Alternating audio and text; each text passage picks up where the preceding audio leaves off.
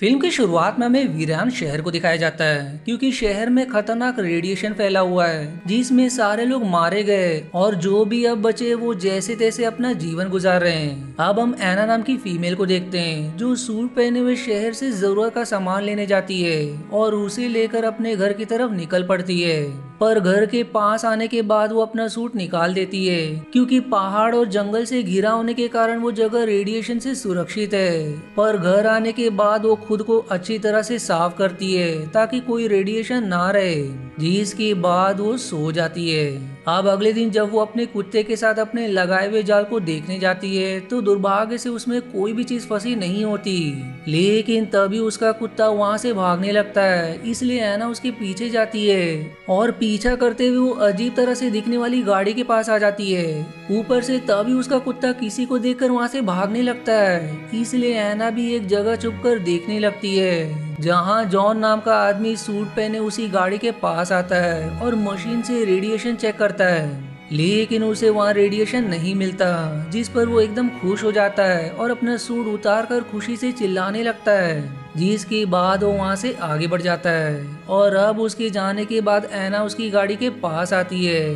पर तभी उसका कुत्ता उसे अपने साथ चलने को कहता है और जब वो उसके पीछे जाती है तो उसे जॉन दिखाई देता है जो झरने से गिर रहे पानी में नहा रहा होता है। ऐना अब उसे वहां से तुरंत बाहर आने को कहती है, पर ऐना के पास राइफल देखकर जॉन उस पर गन तान देता है, पर वो समझाती है कि ये पानी शहर से होकर आ रहा है जो रेडियो एक्टिव है। जो सुनकर वो एकदम घबरा जाता है और तुरंत पानी से बाहर आ जाता है, लेकिन तब तक रेडिएशन उसके शरीर में फैल गया होता है जिससे उसे वॉमिट होने लगती है।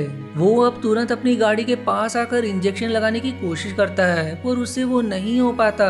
इसलिए इसमें ऐना उसकी मदद करती है और उसे अपने घर के पास लाकर अच्छी तरह से नहला देती है, जिसके बाद उसे घर के अंदर लेकर आती है जहां उसकी हालत काफी खराब होती है। अब अगले दिन ऐना जॉन की गाड़ी से उसके लिए दवा लाकर उसे लगा देती है, लेकिन तब भी कोई सुधार नहीं होता, पर फिर भी वो उसका काफी अच्छे से ख्याल रखती है। और जब रात को ऐना उसे देखने आती है तो वो बुखार से तड़प रहा होता है, इसलिए वो उसे ठंडे पानी की पट्टी लगाती है। पर अगले दिन भी जब उसे होश नहीं आता तो वो बहुत परेशान हो जाती है और उसके लिए भगवान से सच्चे मन से प्रार्थना करती है, जो प्रार्थना रंग भी लाती है जिससे जॉन की हालत में धीरे धीरे सुधार होना शुरू हो जाती है। अब शाम को जब वो घर के बाहर बैठकर बातें कर रही होती है तो ऐना उसे एक फोटो एल्बम दिखाती है जिसमें उसके भाई की फोटो होती है। वो कहती कि मैं यहाँ अपने भाई और पिता के साथ रहती थी, पर मेरे पिता की रेडिएशन के कारण मृत्यु हो गई और मेरा भाई एक दिन जब वो जरूरत का सामान लेने गया तब से वो वापस ही नहीं आया।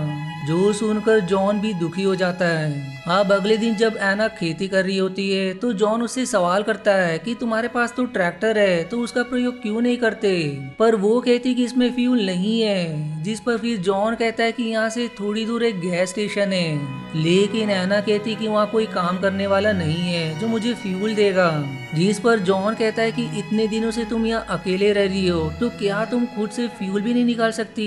जो सुनकर ऐना वहाँ जाती है और खुद से फ्यूल निकालकर गैलन में भर लेती है, जिसे दूर से जॉन स्नाइपर के स्कोप से देख रहा होता है। अब घर आकर वो जॉन का धन्यवाद करते हुए कहती है कि अकेले रहते रहते मुझे खुद से फ्यूल निकालने के बारे में भी याद नहीं रहा, जिस पर जॉन कहता है कि अकेले रहने से ऐसा ही लगता है क्योंकि मैं खुद भी पिछले काफी समय से एक बंकर में रहता था जहाँ मुझे ऐसा लग रहा था कि मेरा जीवन गुजर ही नहीं रहा है। मैं दरअसल एक इंजीनियर हूँ, इसलिए फिर मैंने सोचा कि भले ही मैं मर क्यों ना जाऊं पर बंकर से बाहर जाकर रहूंगा, इसलिए मैंने खुद ही वो गाड़ी और अपना सूट बनाकर बंकर से निकल गया।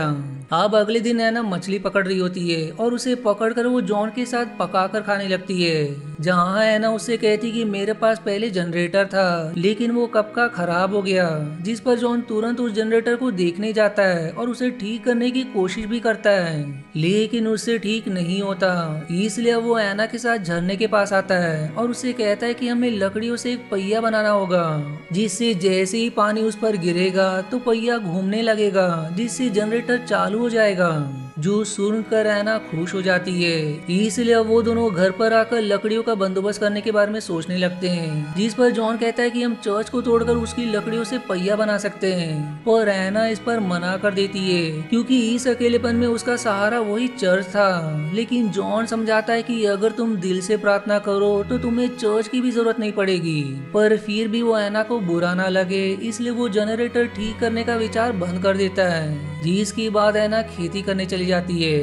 वहीं जॉन एक वीरान पड़े सुपरमार्केट में आ जाता है, जहां उसे कुछ शराब की बोतल मिलती है, जिसे वो पीने लगता है। और जब वहाँ ऐना आती है तो जॉन एकदम ज्यादा नशे में होता है, इसलिए वो उसे जैसे तैसे घर लेकर आती है, जहाँ वो ऐना पर चिल्लाने भी लगता है, जिससे उदास होकर वहाँ से चली जाती है। और अगले दिन जॉन ऐना के लिए नाश्ता लेकर आता है और पिछली रात के लिए उसे माफी भी मांगता है, जिस पर वो उसे माफ कर देती है। अब रात को वो दोनों कैंडल लाइट डिनर कर रहे होते हैं, जहाँ ऐना काफी ज्यादा शराब पीने लगती है। इसलिए जॉन उसे मना भी करता है, लेकिन वो बहुत ज्यादा पी लेती है और नशे में वो अपना नियंत्रण भी खो देती है, जिसके बाद वो जॉन को सीड्यूस करने लगती है। लेकिन वो मना करते हुए कहता है कि हमारे पास अभी दूसरी परेशानियां हैं, हम इसके बारे में बाद में सोचेंगे, जिस पर ऐना मान जाती है। अब अगले दिन जब ऐना अपने कुत्ते के साथ जंगल में होती है, तभी उसका कुत्ता भागकर कैलेब नाम के एक आदमी के पास आकर रुक जाता है, जिसकी हालत खराब लग रही थी, जो मदद में ऐना से पीने के लिए पानी मांगता है। इसलिए वो उसे अपने घर के पास लेकर आती है, जिसे देखकर जॉन कैलेब पर राइफल तान देता है। पर ऐना उसे समझाती है कि इसे बस पानी चाहिए, इसलिए उसे पानी देती है। कैलेब अब कहता है कि मैं यहाँ से थोड़ी दूर बने गुफा में अपने 4 साथियों के साथ रहता था, लेकिन रेडिएशन से वो मारे गए, इसलिए मैं वहाँ से भाग गया। इसीलिए क्या कुछ समय के लिए मैं भी आप लोगों के साथ यहाँ रुक सकता हूँ, जिस पर जॉन उसे घर के बाहर रहने की अनुमति दे देता है। लेकिन ऐना कहती कि हमें कैलेब को घर में ही रख लेना चाहिए, इसलिए वो उसे भी घर में ले आती है। जिसके बाद जब सभी खाना खा रहे होते हैं, तभी कैलेब जॉन से सवाल करता है कि तुम इस तरफ कैसे आए, जिस पर वो कहता है कि मैं उत्तर की तरफ जा रहा था। पर तभी वहाँ से भागते हुए एक लड़का आया, जिसकी हालत खराब थी और वो मुझसे मेरा खाना चुराने की कोशिश कर रहा था। लेकिन रेडिएशन का शिकार होने के कारण कुछ समय बाद उसकी हालत एकदम बिगड़ गई, इसलिए मैं उसे वहीं छोड़कर इस तरफ आ गया। आप खाने के बाद ऐना कैलेब को उसका कमरा दिखाती है, जिसे देखकर जॉन उसे समझाता है कि तुम अभी उसके बारे में कुछ नहीं जानती, इसलिए तुम उससे दूर रहो। लेकिन ऐना कहती है कि तुम मुझ पर शक कर रहे हो और तुमने मुझे उस लड़के के बारे में क्यों नहीं बताया था, जिस पर वो कहता है कि मेरी हिम्मत नहीं हुई तुम्हें बताने की, क्योंकि शायद तुम सुन नहीं पाती। जिस पर ऐना कहती कि मैंने अपने पिता को खो दिया और साथ ही मेरा भाई भी गायब हो गया, इसलिए मुझ में हिम्मत आ गई है। जो सुनकर जॉन उसे फिर सब कुछ बता देता है कि वो लड़का कोई और नहीं बल्कि तुम्हारा भाई ही था, जिसे मैंने शूट करके मार दिया। जो जानकर ऐना एकदम दुखी हो जाती है, जिस पर जॉन उससे माफी मांगता है, इसलिए वो बेचारी उसे माफ भी कर देती है। अब अगले दिन जॉन कैलेब के साथ जंगल में शिकार करने जाता है और एक शतरमुर्ग का शिकार करके उसे घर ले आता है, जहाँ रात को सभी उसे पकाकर डिनर करने लगते हैं और फिर से वही पहिए बनाने की बात करने लगते हैं, जिसमें कैलेब कहता है कि चर्च हमारी प्रार्थना के लिए अच्छी जगह है, इसलिए हमें उसे नहीं तोड़ना चाहिए। पर ऐना जॉन से कहती कि तुम्हें जो ठीक लगता है तुम वो करो, मैं इसमें तुम्हारा साथ दूंगी। जिस पर फिर वो चर्च तोड़ने के लिए मान जाता है और अगले दिन से सभी चर्च तोड़कर उसकी लकड़ियों से पहिए बनाने में लग जाते हैं। वहीं धीरे धीरे ऐना और कैलेब में नजदीकियां बनने लगती है, जिसे देखकर जॉन को काफी बुरा लगता है। इसलिए वो ऐना को अपने पास बुलाकर व्यक्त करता है कि तुम जो कर रही हो मुझे उससे बुरा नहीं लग रहा है, ये तुम्हारा जीवन है और तुम्हारा अधिकार है कि तुम जिसके साथ रहना चाहो उसके साथ रह सकती हो।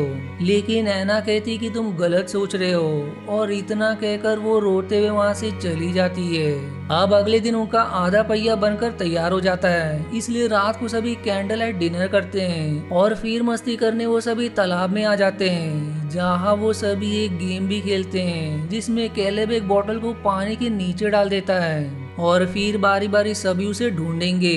इसलिए पहले जॉन जाता है, लेकिन उसे वो नहीं मिलता, जिसके बाद ऐना जाती है और अब वो पानी से ऊपर आकर कहती है कि मुझे बोतल मिल गई, लेकिन वो मेरे हाथ से छूट गई। लेकिन कैलेब को इस पर विश्वास नहीं होता, इसलिए वो ऐना के साथ पानी के नीचे जाता है। पर ये देखकर फिर से जॉन को बुरा लगता है। इसलिए जब वो दोनों पानी से बाहर आते हैं तब जॉन ऐना से कहता है कि मैं तैयार हूँ, इसलिए वो दोनों कमरे में आ जाते हैं। पर शराब पीने के कारण जॉन सो जाता है, जो देखकर ऐना को अच्छा नहीं लगता। इसलिए वो कैलेब के कमरे में जाकर उसके साथ इंटीमेट हो जाती है। अब अगले दिन ऐना नाश्ते के टेबल पर बैठी होती है और तब उसके बाजू में कैलेब आकर बैठ जाता है, जिसे देखकर जॉन को कुछ गड़बड़ लगती है। पर ऐना खुद ही वहाँ से चली जाती है। अब जॉन और कैलेब दोनों पहिए बनाने के आखिरी काम को करने जाते हैं, जहाँ रास्ते में जॉन कैलेब से इनडायरेक्ट वे में कहता है कि तुम्हारे आने से मैं और ऐना करीब हुए, इसलिए तुम्हारा धन्यवाद। पर इस पर कैलेब हंसते हुए कहता है कि तुम पर झूठ नहीं जमता, तुम तो सोच रहे होंगे कि काश मैं यहाँ आता ही नहीं। पर जॉन इसका कोई जवाब नहीं देता, जिसकी बाद वो दोनों पहिए बनाने चले जाते हैं और अब जाकर उनका पहिया पूरी तरह से बनकर तैयार हो जाता है, जिसे देखकर वो दोनों खुश हो जाते हैं। लेकिन जब कैलेब सूट पहनकर रस्सी की मदद से ऊपर आ रहा होता है तभी उसका पैर फिसल जाता है, जिस पर जॉन रस्सी पकड़कर उसे बचा लेता है। लेकिन जब दूसरी बार कैलेब फिसलता है तब दोनों एक दूसरे की आंखों में आग डालकर देखते हैं, जहां कैलेब समझ जाते हैं कि इस बार जॉन उसे नहीं बचाएगा, जिसके बाद ये सीन यहीं कट हो जाता है। अब इसके बाद जॉन अकेले घर आता है, जहां ऐना उससे रिवील करती कि कल रात मुझसे बहुत बड़ी गलती हो गई कि मैं खुद के नियंत्रण में नहीं थी, मुझे माफ कर दो। जिस पर फिर जॉन कहता है कि कैलेब मेरा सूट लेकर चला गया, पर इतने दिन हमारे साथ रहने के लिए वो हमारा धन्यवाद करके गया है। लेकिन ये सुनकर ऐना घबरा जाती है और तुरंत घर के बाहर आकर देखती है, लेकिन उसे वहाँ कोई नहीं दिखाई देता, जिस पर वो एकदम दुखी हो जाती है। पर अब उसे जॉन पर शक हो जाता है और अब ऐसे ही उदासी में वो कुछ दिन और बिता देती है। फिर कुछ दिन बाद उसके घर में लाइट आ जाती है, जिसकी वायरिंग का काम करके जॉन ने जनरेटर से जोड़ दिया था, जो देखकर वो खुश हो जाती है। फिर अगले दिन वो कुछ सामान लेने बांध के अंदर आती है, जहाँ उसे एक पियानो दिखाई देता है जो पहले चर्च में हुआ करता था। लेकिन जॉन ने उसे यहाँ रख दिया, जिसे वो बजाने लगती है और तभी वहाँ जॉन भी आ जाता है। पर अब ऐना जिस नज़र से उसे देखती है उससे साफ पता चल रहा होता है कि ऐना को मालूम हो गया है कि जॉन ने ही कैलेब को मारा है, और साथ ही उसका जॉन के प्रति भरोसा भी अब उठ चुका है। जिसके बाद वो उसी दुख में पियानो बजाने लगती है जिसे जॉन सुन रहा होता है, और फिर इसी मिक्स फीलिंग के साथ ये मूवी यहीं समाप्त हो जाती है। आशा है आपको मेरी एक्सप्लेनेशन पसंद आई। यदि हाँ तो प्लीज वीडियो को लाइक करना और चैनल को सब्सक्राइब करके सपोर्ट करना ना भूलें।